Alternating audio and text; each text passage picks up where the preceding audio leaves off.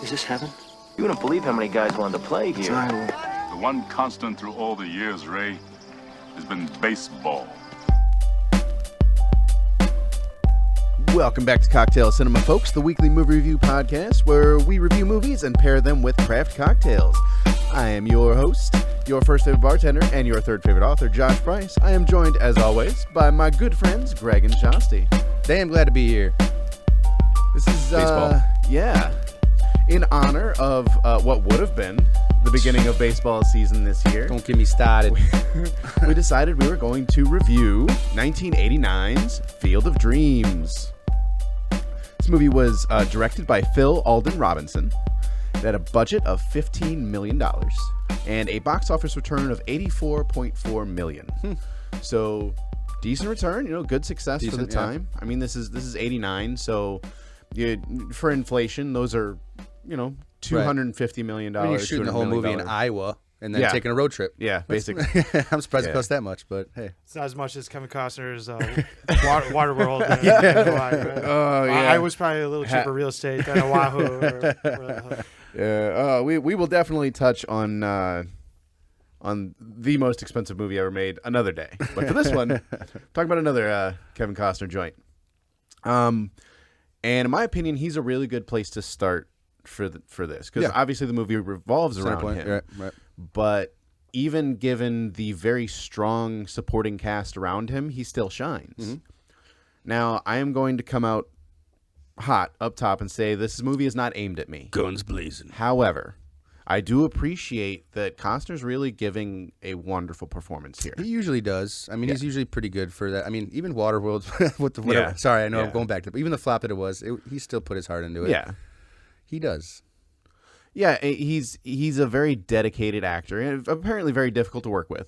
But he's good at what he does, so I'm sure there's some, as a bartender, I know I'm good at what I do, and there's a little bit of arrogance that goes with that. So I'm sure chip on your acting's shoulder. The same. Right. But he definitely carries this film and elevates it above what I think it would have been with anyone else. And I think to add to that point, Kevin Costner is a diehard baseball fan. He's done a lot of works in that community and movies that kind of encompass that. So it really shines through. Yeah, his love of the game, and it makes it believable. I mean, this movie is kind of a woulda, coulda, shoulda aimed at like anybody who lost someone that they wish they could say goodbye or one last catch. History and regrets and dreams. Right. Like historically, just like baseball, such a historical sport. Yeah, exactly. Kind of, plays the theme. That last ending for the intro when it says baseball was the standard. I mean, it's completely true. I mean, it's lasted test of time as far as wars. We were just talking about that. Everything that went into it. I mean, it's been our steadfast point as far as kind of an American game goes, or American. Well, it's always been America's pastime. Right. Yeah. So, like you said, we had mentioned that baseball survived 2 world wars, and that says something. Not just for this film, but for history as a whole. Like this is an institution in this country, and a lot of baseball players went over and fought in those wars. And then came back. Which you're called to do something. You're called to do it. I mean, we're talking about some of the best. At that time, maybe not the best athletes. A lot of them smoked cigars and got too drunk. Babe Ruth looked like he ate a lot of Baby Ruth. He should be bowling instead, right? The All-American League for women's Right. started then too. Yeah. You know what I mean? Which was one of the first, Yep. national leagues for women for any sports. But It gave headway for a lot of movement and a lot of growth. Yeah, and I for a turn of phrase here, I know that this part of the conversation feels like it's coming out of left field, but there is so much history that is bound up within this narrative. Like this movie starts out with narration from Kevin Costner saying, "My dad was born this year. He joined the minor leagues this year. He dropped out this year. My mom passed away." Right. Like really giving you his family history with baseball, and also somewhat of a baseball history too, with the 1918 Black Sox, and Chuso Jackson was his father's favorite. Yeah, and even going back to add to that, they bring up a lot of the '60s where he was born. Terrence Mann. James Earl Jones' character, his wife Annie. Annie. Yeah. Just kind of drawing it back into that and making this movie kind of go back but still be paced well. They based a lot of it around literature, like with 100%, Mann, which I think is with beautiful. history, Yeah. you know what I mean? And like all the turns of poetry. Exactly. Yeah. Book burning through the baseball's 60s. game of poetry. Yeah. Yeah, exactly. It's all kind of brought up for this new dream, if you will. Right. Yeah. Right. Well, and that's where I'm gonna kind of dig my heels Throw a in a curveball? bit. Yeah, throw a curveball. I'm gonna change up my swing. Choke up.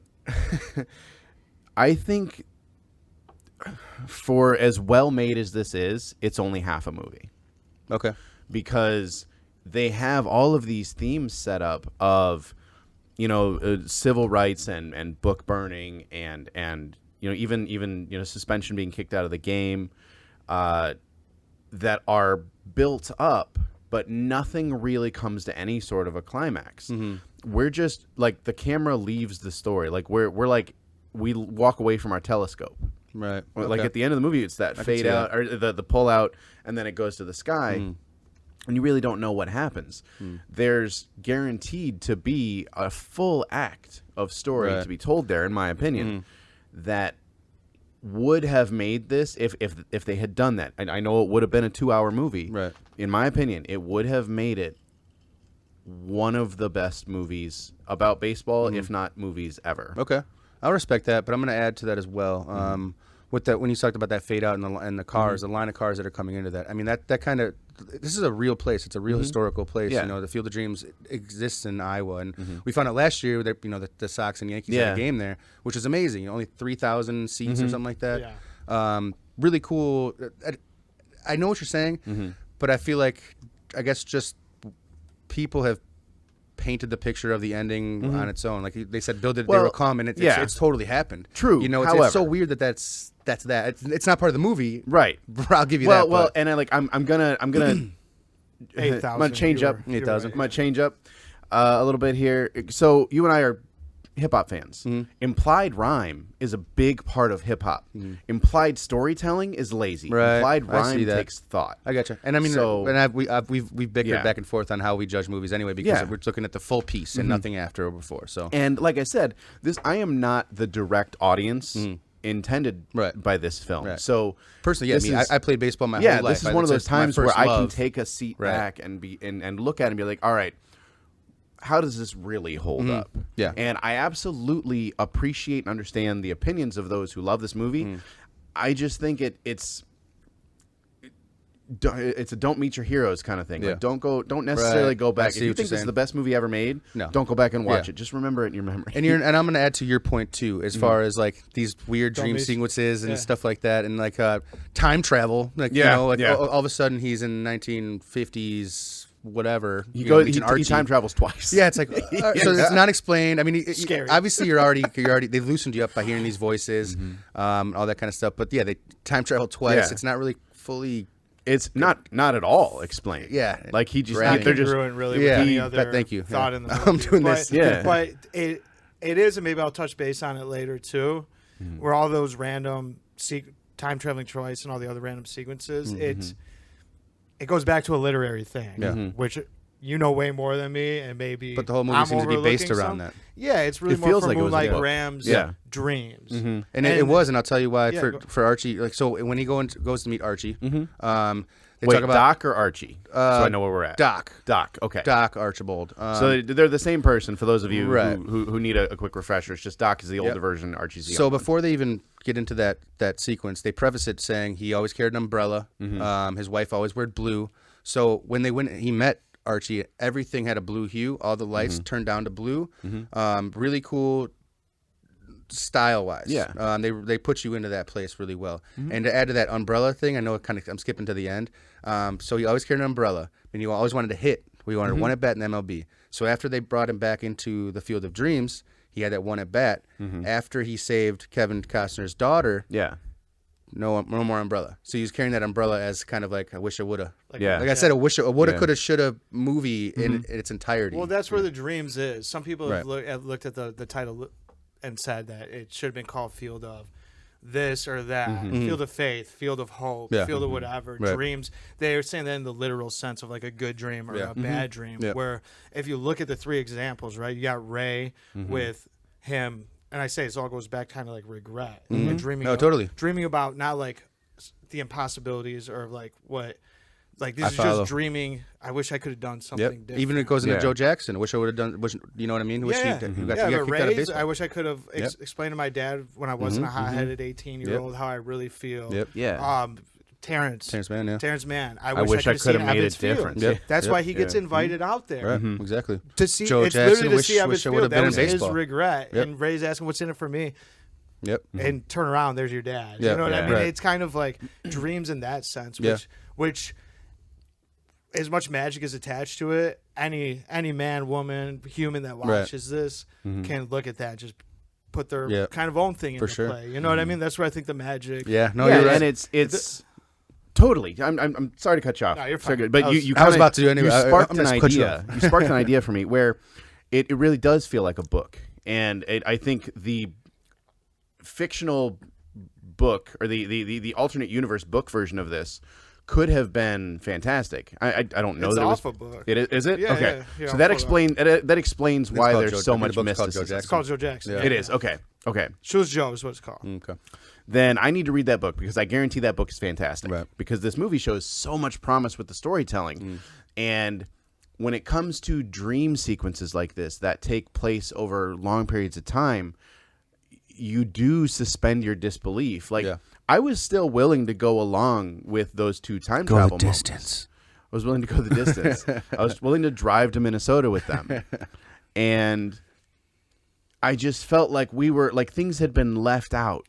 Not information that I needed, but character moments. And there's more stops on this road trip. There's Let me more pull this going one on. together. I'm gonna pull this one together. And absolutely, absolutely.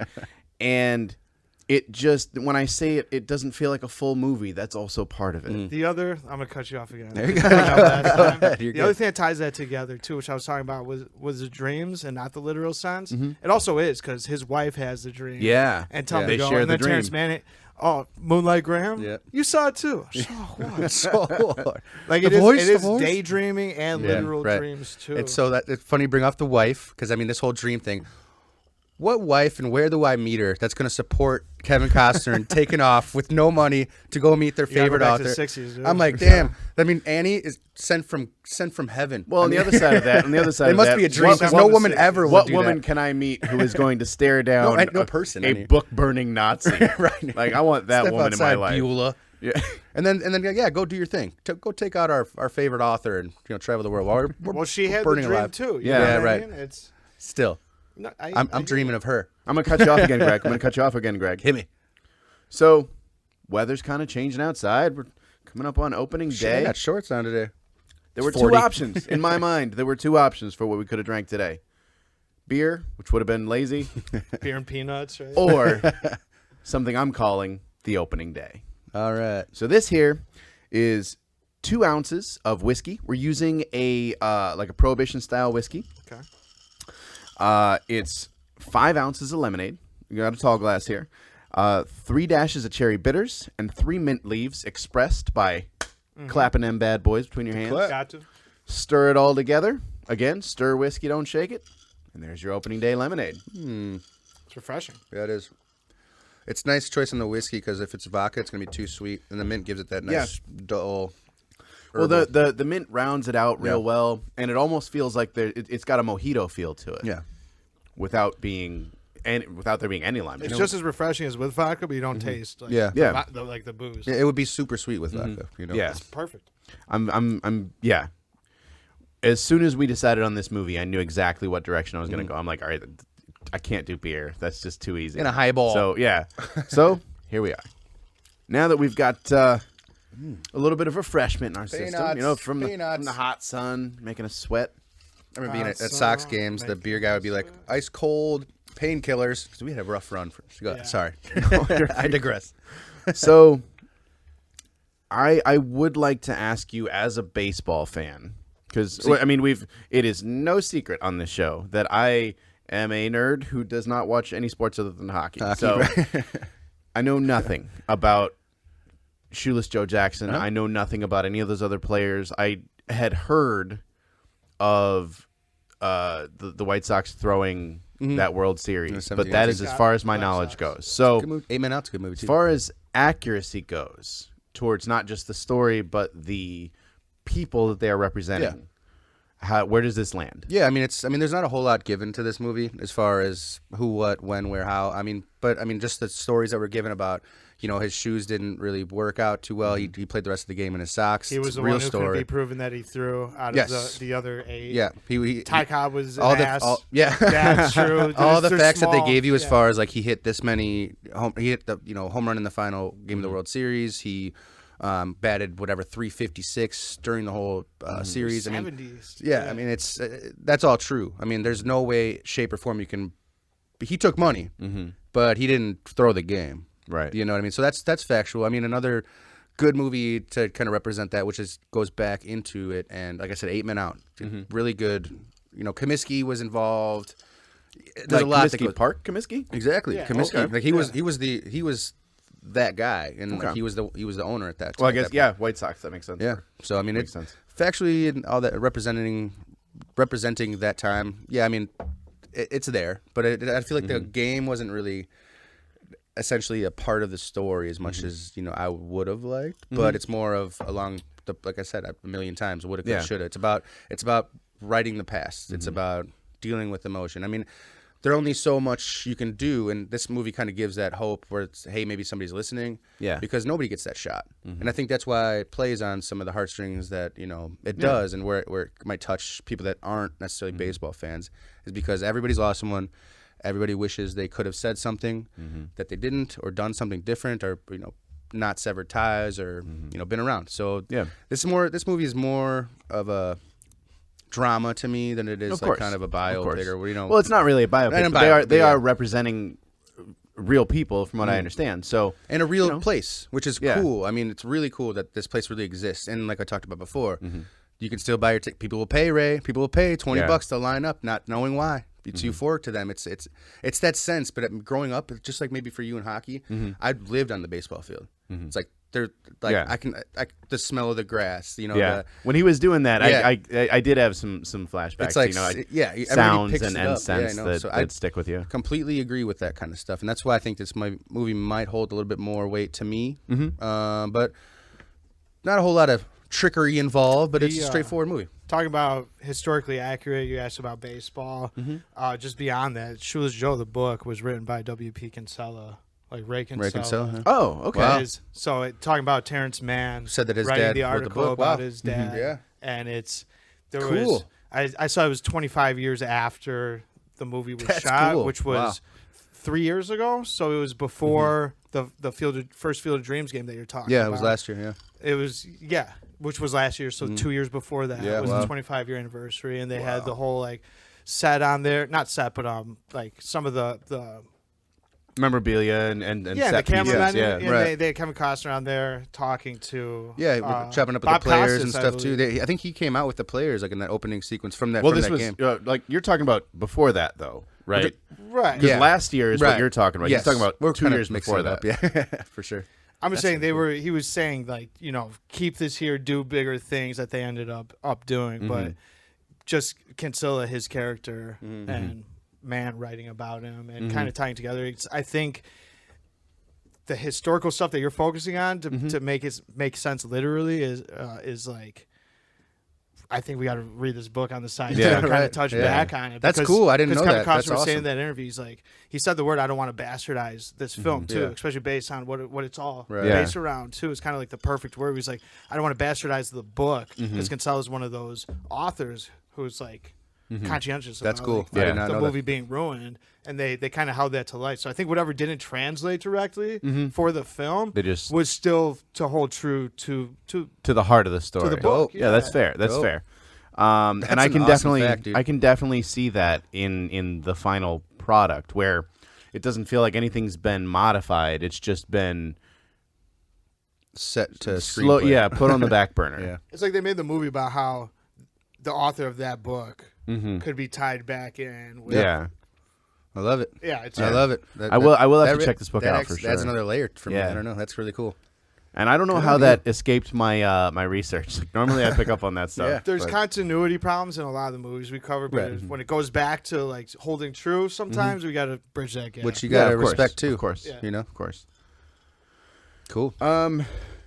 Yeah, I everything I had to say about this was, even though this is not necessarily aimed at me, I can very much appreciate it.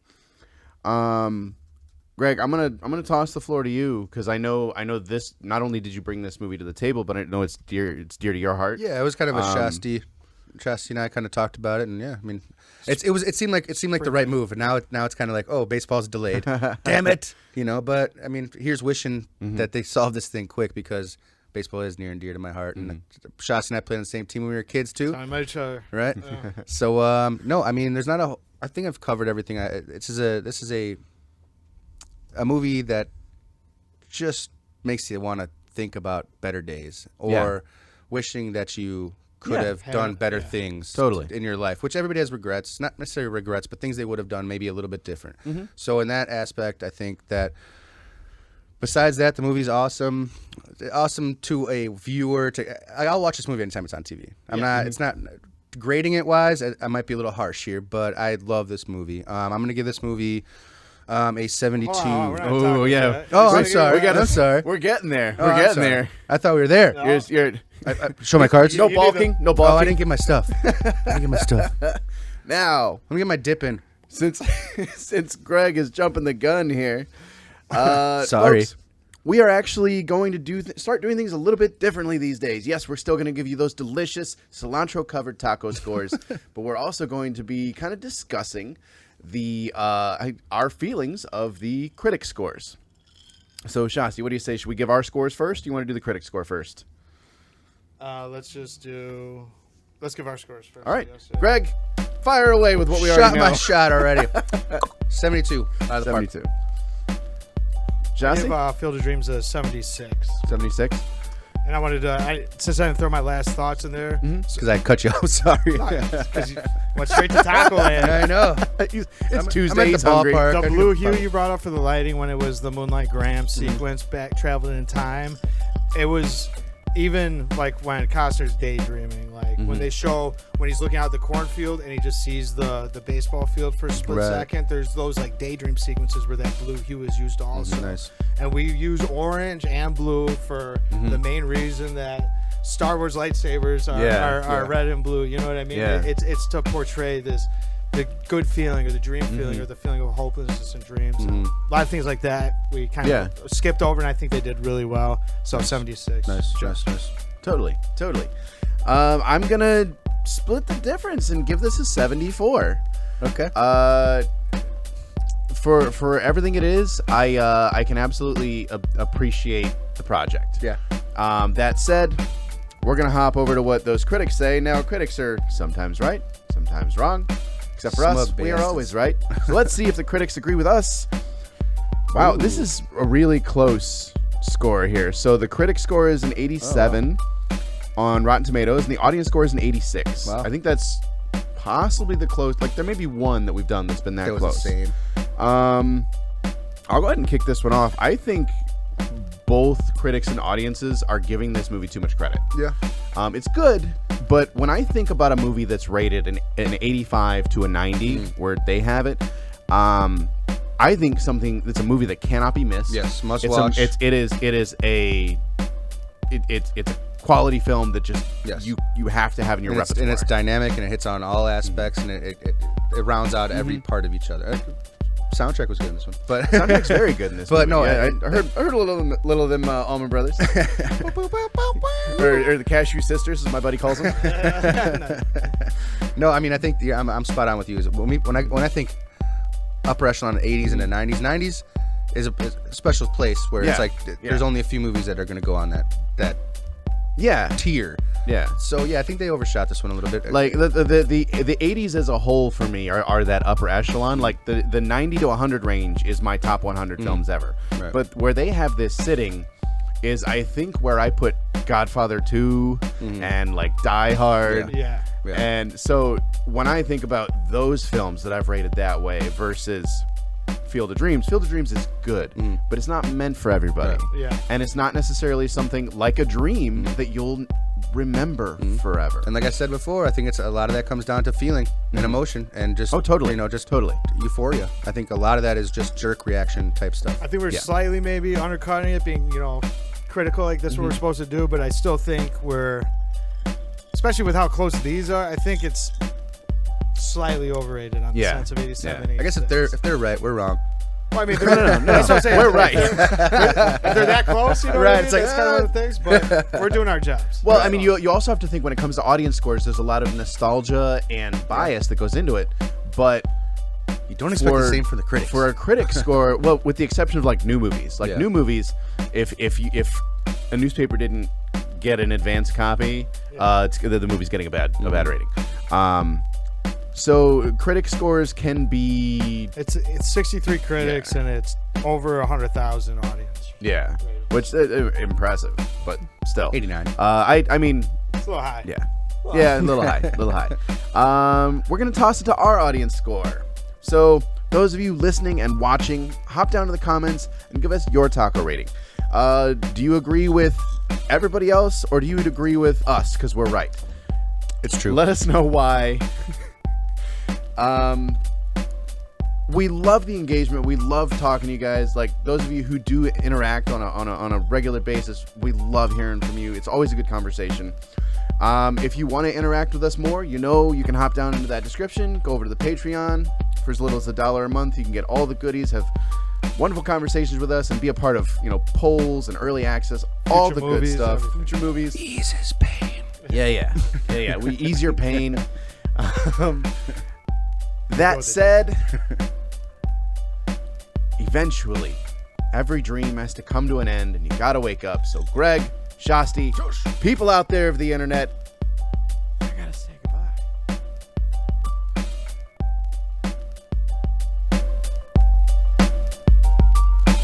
If you build it,